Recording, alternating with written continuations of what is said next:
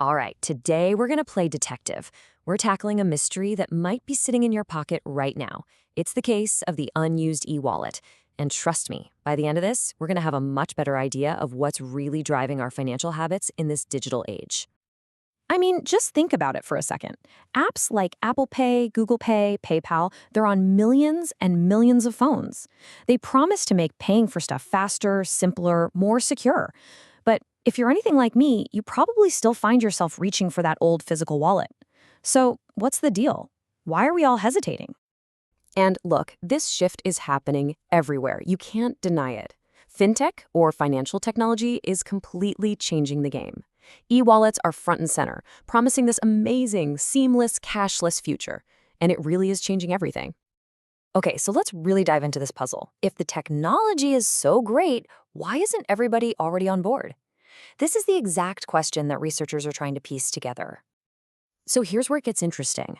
On one hand, you've got all these amazing benefits.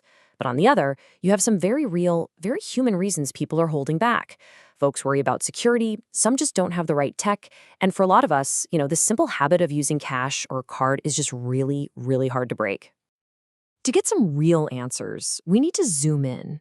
Our investigation is going to take us all the way to Jordan, where some researchers did a fascinating study to get to the bottom of this whole e-wallet mystery.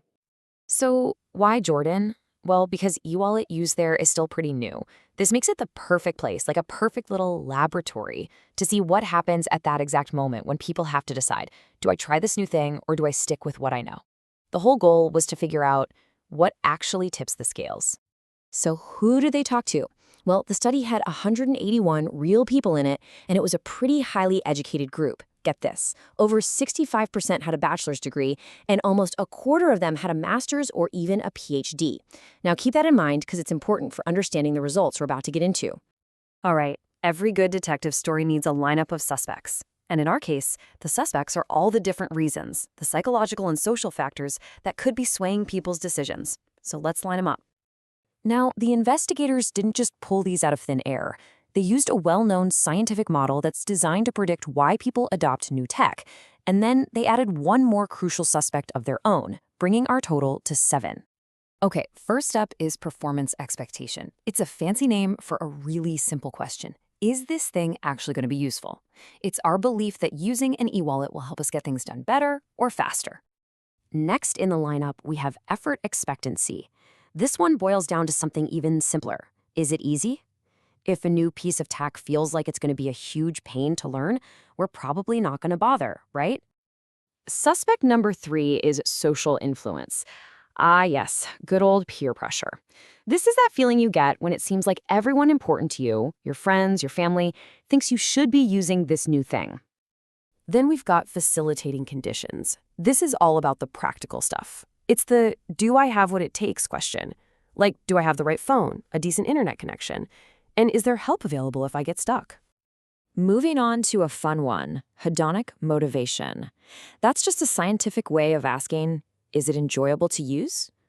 Because sometimes we use tech not because it's practical, but just because it's, well, fun. Maybe it has a cool design or some fun rewards. Our 6th suspect is price value. This is that little calculation we all do in our heads. We're weighing the good stuff against the bad stuff and asking, is it worth it? Are the benefits I'm getting from this e-wallet worth any costs or fees? And finally, we have the suspect the researchers added themselves, perceived trust. And when it comes to your money, this one is huge. It's our gut feeling that the system is safe and our information is private. It all comes down to that one critical question: can I actually trust this thing? So with our 7 suspects lined up, the researchers crunched all the data from those 181 users. And after a thorough investigation, the verdict was in. It is time for the big reveal. And the results? They were crystal clear. It turns out 5 of our suspects were, in fact, guilty of influencing people. Social influence, how useful it is, trust, value, and how fun it is, they all mattered. But over on the right, you see the 2 factors that surprisingly didn't make a difference. But there was one factor that stood out from the rest, the real heavyweight champion. With a score of 0.225, social influence was the single biggest reason people decided to use an e-wallet. The main takeaway here is huge. More than anything else, what our friends and community are doing, has the biggest impact on our own choices. But just as important as what did matter is what didn't. And the investigation turned up a couple of plot twists here that really challenge what we think we know about new tech. So it turns out that how easy the app was to use didn't really matter. And neither did having the right phone or a fast internet connection. Which is kind of wild, right? It means that in this case, it wasn't about the app being super simple or having the fanciest gear. People were willing to figure it out if other, more powerful reasons were there.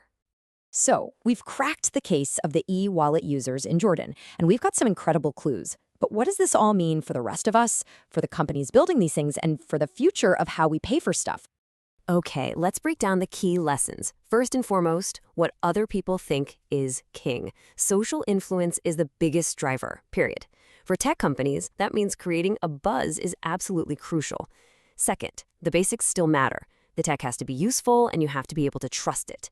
Third, you can seal the deal by making it a good value and fun to use.